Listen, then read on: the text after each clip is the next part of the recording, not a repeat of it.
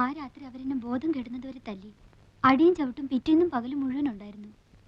അങ്ങനെയാത്രേ ചില പെൺകുട്ടികള് കുറെ അടി കൊണ്ട് കഴിയുമ്പം അവരുടെ വഴിക്ക് വരുമെന്നാ പറയണേ. ഗൗരിക്കുട്ടിയോ? ഞാനോ? എന്നെ അടിച്ചനുസരിപ്പിക്കാൻ സാധിക്കില്ലെന്ന് അവർക്ക് ബോധ്യമായിട്ടുണ്ട്. അന്നത്തെ പിന്നെ വേറെ ആണെങ്കിലെ ഗൗരിക്കുട്ടിയുടെ അടുത്ത് കൊണ്ടുവന്നിട്ടുണ്ടോ?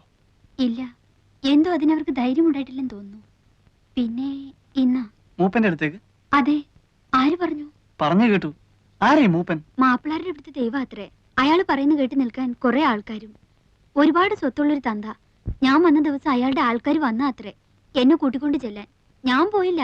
അന്ന് തുടങ്ങി ഇവിടെ സ്വൈര്യമില്ലാണ്ടായി. രാത്രിയിൽ കുത്തും വെട്ടും. ഇവിടെ വരുന്നവരൊക്കെ ആദ്യം അയാളെ ചെന്ന് കാണണമെന്നാണത്രേ.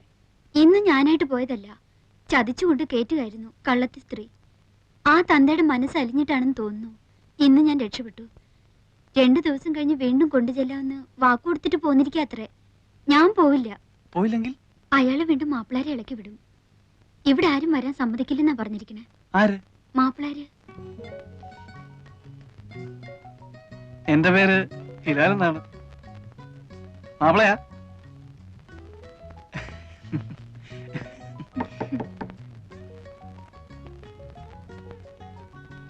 ഊണ് കഴിക്കണ്ടേ? ഓ